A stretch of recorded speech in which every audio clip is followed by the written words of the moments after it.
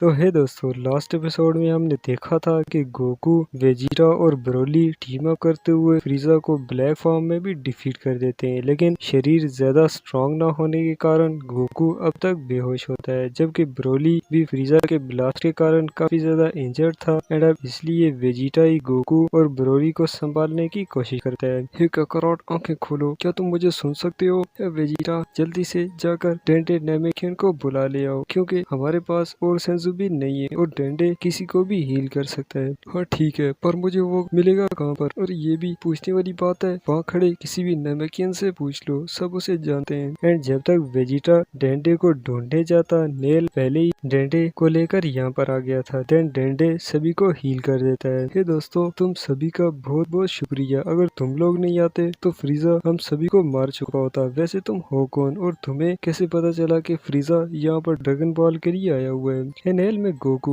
Pant से और ये वेजिटा और ब्रोली। इसके बाद फ्यूचर में भी अगर कोई हेल्प चाहिए हो तो जरूर बताना। अभी हम चलते हैं, हमें और भी काफी सारे काम है। करोड़, मैं भी तुम्हारे साथ जाऊंगा। अगर तुम एग्री नहीं भी होते ना तो भी मैं तुम्हें फोर्सिबली अपने साथ ट्रेनिंग के लिए ले जाने वाला था। चलो ब्रोली, तुम्हें पैंट वेजिटा पे छोड़ देता हूँ, आखिर किसी न किसी को तो किंग की ड्यूटी संभालनी ही होगी। देन गोकू ब्रोली को पैंट वेजिटा पे टेलीपोर्ट करने के बाद वापस आकर वेजिटा के साथ पैंट यार्ड राड पे टेलीपोर्ट कर जाता है, ताकि वेजिटा भी इंस्टेंट ट्रांसमिशन सीख पाए एंड गोकू भी उनसे शरीर को स्ट्रॉन्ग बनाने के लिए कुछ न्यू टेक्निक सीखने का प्लान बनाता है, ताकि वो अल्ट्रा इंस्टेंट को अच्छे से कंट्रोल कर पाए। जबकि दूसरी ओर सॉर्बेट फ्रीजा किंग कोल्ड की डेथ न्यूज फ्रीजा के भाई कूलर को देता है, जो सुन के कूलर चिंतित होने के बजाय और ज्यादा खुश होता है कि अब वो अकेले ही पूरे यूनिवर्स पर राज करेगा। पर सबसे पहले वो गोकू और वेजिटा को रास्ते से हटाने का सोचता है। हे सॉर्बेट, क्या फ्रीजा ने उन सेयन्स के अगेंस्ट ब्लैक फॉर्म का यूज करा था? जी लॉर्ड कूलर साहब, पर सेन ने तब भी उसे इजीली डिफीट कर दिया। ओह, तो ये बात है, इसका मतलब मुझे मेरी ब्लैक फॉर्म को भी सरपास करना होगा। एंड जब तक गोकू एंड वेजिटा प्लैनेट यार्ड्राड पे ट्रेन हो रहे थे, वहीं दूसरी ओर कूलर भी कड़ी ट्रेनिंग में बिजी हो जाता है और इसी तरह 2 साल बीत जाते हैं, जब गोकू ने भी यार्ड्राटियन के साथ मिलकर काफी सारी ट्रेनिंग करी होती है और वेजिटा ने भी ऑलमोस्ट सुपर सैन 3 को अचीव कर लिया था, क्योंकि गोकू ने सुपर सैन लेवल को अपग्रेड करने के लिए सभी ट्रिक्स एंड टिप्स वेजिटा को सिखा दी थी, जिस कारण वेजिटा इजीली सुपर सैन 2 और 3 बन पाया। लेकिन तभी वकाडो यहाँ पर अपीयर होता है। ये वकाडो, कैसे हो और कहाँ खो गए थे? गोकू, मैं तुम्हें पहले भी वार्न किया था कि अल्ट्रा इंस्टेंट का यूज मत करना, इस तरह तुम कभी भी और ज्यादा स्ट्रॉन्ग नहीं बन पाओगे। वैसे तुमने फिगर तो कर ही लिया होगा कि तुम्हारा super San blue ultra instant से भी कई ज्यादा पावरफुल हो चुका है। हाँ, ये तो सच है, और ये इसीलिए हुआ क्योंकि तुमने इस बार सुपर सैन 1, 2 और 3 को मास्टर करा था। एंड इसी तरह अगर तुम अब से ब्लू के लेवल्स को मास्टर करोगे तो तुम्हारा अल्ट्रा इंस्टेंट ऑटोमेटिकली कई ज्यादा पावरफुल हो जाएगा। पर वकाडो, ब्लू को मास्टर करने से ये ज्यादा बेहतर नहीं है कि मैं अल्ट्रा इंस्टेंट में ही रहकर ट्रेनिंग करूं? इससे हो सकता है कि मैं अल्ट्रा इंस्टेंट से भी ऊपर कोई न्यू फॉर्म को अचीव कर पाऊं। एंड ये सुनकर के वकाडो चौंकते हुए मन में कहता है, ओह, ऐसे कहीं ये मेरे से भी ज्यादा शक्तिशाली न बन जाए। देन गोकू से कहता है, जितना मैंने कहा है उतना करो और बेकार के क्वेश्चन मत किया करो। एंड ये कह के वकाडो वहाँ से चला जाता है, जबकि गोकू प्लान बना लेता है कि वो उसकी बॉडी को स्ट्रॉन्ग बनाने के बाद मास्टर अल्ट्रा इंस्टेंट की लिमिट्स को भी ब्रेक थ्रू करेगा, ताकि वो जेनो से भी ज्यादा शक्तिशाली बन जाए। जबकि दूसरी ओर कूलर उसकी ट्रेनिंग फिनिश करने के बाद गोकू को मारने अर्थ पे आ जाता है और सिटीज को डिस्ट्रॉय करता रहता है, ताकि गोकू खुद ही उसके पास आ जाए। एंड गोकू तो अर्थ पे नहीं होता, जिस कारण जी फाइटर्स को ही कूलर को रोकने आना पड़ता है, जिनमें एट फर्स्ट तो यामचा और टीएन कूलर को फेस करते हैं, पर कूलर की न्यू पावर्स उनसे कई ज्यादा थी, जिस कारण वो दोनों बुरी तरह पिट जाते हैं। तुमने क्या सोचा तुम्हारे जैसे फिद्दी मच्छर मुझे चैलेंज कर पाओगे? तुम्हारा खेल खत्म हुआ। एंड दोनों को मारने आगे बढ़ता है, लेकिन तभी क्रेरन और पिकलो की धमाकेदार एंट्री होती है, जिसमें क्रेरन आते ही कूलर के फेस पे किक करता है और पिकलो उसकी रिब्स पे। एंड कूलर का ध्यान भी नहीं था, जिस कारण उसे काफी सारी चोट आती है। तुम्हारी इतनी हिम्मत, अब तुम्हें कोई भी नहीं बचा सकता, ऐसी मौत दूंगा कि रूह भी कांप उठेगी। लगता है तुम सिर्फ बातों के ही शेर हो। एंड फिर से पिक्लो और क्रेन टीम अप करते हुए कूलर की काफी सारी धुलाई कर देते हैं। वाह क्या बात है, तुम दोनों तो काफी ज्यादा स्ट्रांग बन गए हो, लेकिन कैसे?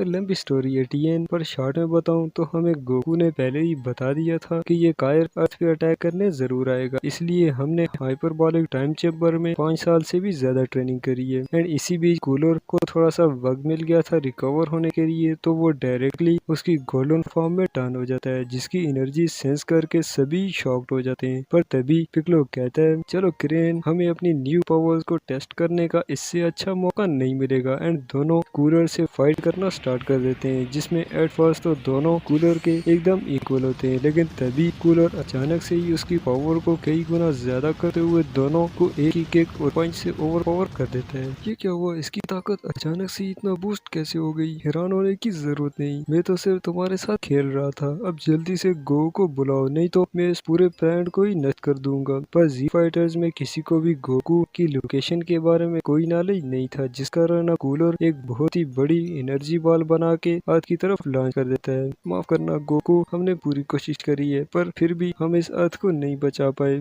एंड इससे पहले कि वो बॉल जमीन से टकराता, गोकू तुरंत ही उसके आगे टेलीपोर्ट होते हुए उसे एक ही पंच से वापस कूलर की तरफ भेज देता है, जिसे कूलर स्ट्रगल करते हुए डॉज कर लेता है। ओह, तो आखिरकार डरपोक चूहा अपने बिल से बाहर आ ही गया। एंड इसी बीच वेजिटा सभी को सेंजू बीन दे देता है। माफ करना दोस्त, पर हम तुमसे पहले कभी भी नहीं मिले, क्या तुम भी गोकू के दोस्त हो? पर वेजिटा कोई भी रिप्लाई नहीं करता, लेकिन तभी गोकू सब कुछ बता देता है। क्या कहा, सभी सेंस का किंग? फिर तो ये जरूर तुमसे भी ज्यादा शक्तिशाली होगा ना गोकू? चुप रहो। तभी गोकू बता देता है कि वो और वेजिटा पहले ही यहाँ आ गए थे और जी फाइटर की पावर को देख रहे थे कि वो कितने ज्यादा शक्तिशाली बन चुके हैं। ये विधि मछरो, अगर तुम लोगों की सेलिब्रेशन खत्म हो गई हो तो शुरू करें। हाँ क्यों नहीं कूलर, उम्मीद है तुम मुझे निराश नहीं करोगे। क्या मतलब है तुम्हारा? ओह, अगर जिद कर रहे हो तो बता देता हूँ। असल में मैंने ही सॉर्बेट से कहा था कि वो फ्रीजा और किंग कोल्ड की न्यूज तुम तक पहुँचा दे, ताकि तुम रिवेंज को लेकर अच्छे से ट्रेनिंग करो और मुझे अपनी पावर्स को टेस्ट करने का मौका मिल सके। बेवकूफ सैन, अब जब तुम मेरे हाथों मरोगे तो तुम्हें समझ में आ जाएगा कि तुमने कितनी बड़ी गलती करी है। एंड फुल पावर अप करते हुए गोकू पर अटैक कर देता है, जिसकी पावर और स्पीड देखकर गोकू को भी directly super San blue form में टर्न होना पड़ता है।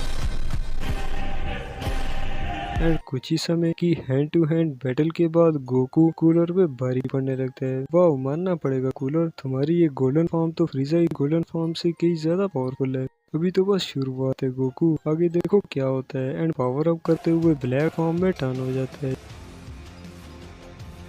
जिस कारण सभी जी फाइटर्स तो डर जाते हैं, लेकिन गोकू अभी कॉन्फिडेंट रहता है, क्योंकि गोकू ने भी इन 2 सालों में कुछ ना कुछ ट्रेनिंग तो करी थी। एंड इसलिए गोकू को लगता है कि वो अब बिना कायोकेन का यूज करे ही कूलर को डिफीट कर देगा, पर ऐसा नहीं होता, क्योंकि कूलर की ताकत फ्रीजा की ब्लैक फॉर्म से कई ज्यादा थी, जिस कारण गोकू को कायोकेन 70x का यूज करना पड़ता है। पर तब भी कूलर से बुरी तरह से पिट जाता है। क्या करो, लगता है तुम्हें अब उस व्हाइट हेयर वाली फॉर्म का यूज करना ही होगा। नहीं वेजिटा, मेरा 70x कायोकेन उससे कई ज्यादा शक्तिशाली है, क्योंकि अल्ट्रा इंस्टेंट में सिर्फ रिफ्लेक्सेस ही फास्ट होती हैं, पावर्स नहीं। इसलिए अब मेरे पास कायोकेन को अपग्रेड करने के अलावा और कोई भी रास्ता नहीं। एंड देन गोकू कायोकेन को 100 गुना बढ़ा देता है, जिससे गोकू के मसल भी टूटने लगते हैं। पर गोकू बिना टाइम वेस्ट करे अचानक ही कूलर के पीछे टेलीपोर्ट होते हुए कई सारे पंचेस और किक्स कर देता है, जिससे कूलर ऑलमोस्ट घुटनों पे आ जाता है। लेकिन दूसरी ओर गोकू की पावर भी कायोकेन बूस्ट के कारण एकदम से डिक्रीज होना शुरू हो जाती है, लेकिन गोकू तब भी उसकी सारी पावर को जमा करते हुए पावरफुल कामेहामेहा लॉन्च कर देता है, जिस कारण गोकू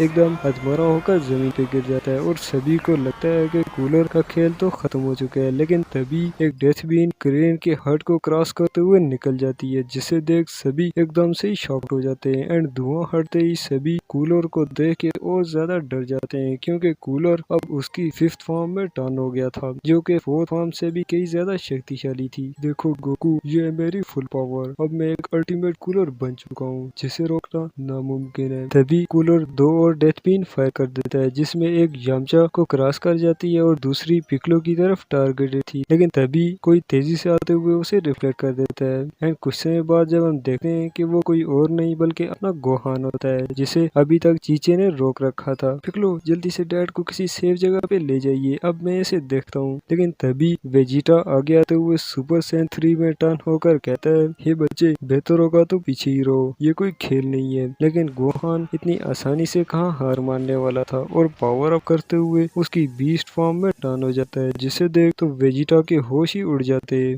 क्या आखिर तुम हो कौन? कोई भी पृथ्वीवासी इतना पावरफुल नहीं हो सकता। ये वेजिटा, हैरान होने की जरूरत नहीं, ये गोकू का बेटा गोहान है। क्योंकि गोकू पैदाइशी काफी ज्यादा ताकतवर था, इसलिए गोहान ने कुछ ही सालों की ट्रेनिंग से ही इस फॉर्म को अचीव कर लिया है। पर जब हाइपरबॉलिक टाइम चैम्बर में हम लोग ट्रेनिंग कर रहे थे, ये इस फॉर्म को अच्छे से होल्ड भी नहीं कर पा रहा था। पर शायद इन 2 सालों में गोहान ने स्टडी के साथ ट्रेनिंग को भी काफी सारा टाइम दिया है।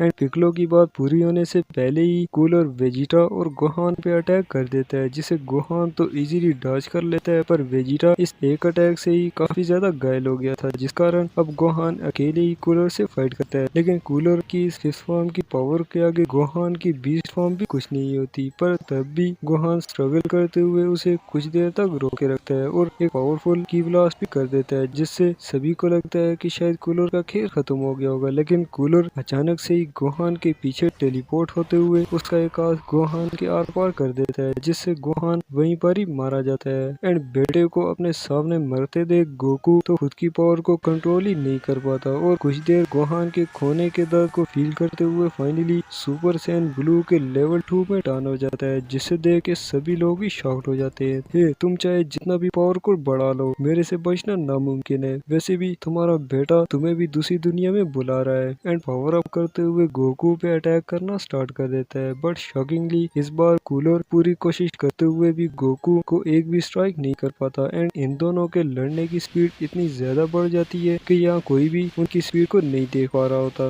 ये क्या करा, मैंने इन 2 सालों में काफी ज्यादा ट्रेनिंग करी है, पर ये तो सिर्फ पेट पूजा में ही बिजी था, लेकिन फिर भी इसने सुपर सैयन ब्लू की पावर को इतना ज्यादा कैसे बढ़ा दिया। देखो वेजिटा, गोकू ने कभी भी शो ऑफ या यूनिवर्स पे राज करने के लिए ट्रेनिंग नहीं की, उसका सिर्फ एक ही पर्पज होता है, उसकी फैमिली और दोस्तों को किसी भी तकलीफ से दूर रखना। और इस कारण जब भी हमें लगता है कि हम ये फाइट नहीं जीत पाएंगे, गोकू किसी न्यू पावर और टेक्निक के साथ दोबारा खड़ा हो जाता है। जबकि इस तरफ गोकू ने कूलर की काफी ज्यादा पिटाई कर दी थी। ये नहीं हो सकता, मैं पूरे ब्रह्मांड में सबसे ज्यादा शक्तिशाली हूँ। एंड जब तक कूलर खुद को रिकवर कर पाता, गोकू उसकी सारी पावर कामेहामेहा में जमा करते हुए लॉन्च कर देता है, जिसे कूलर काफी स्ट्रगल के बाद भी हैंडल नहीं कर पाता और वो ब्लास्ट कूलर का भी नामो निशान मिटा देता है। जबकि दूसरी ओर गोकू सुपर सैयन ब्लू 2 की पावर का यूज करते हुए उसके सारे गांव भी रिकवर कर देता है। एंड यहाँ पर ही ड्रैगन बॉल रीबर्न का पार्ट 7 भी खत्म होता है। अगली स्टोरी नेक्स्ट पार्ट में।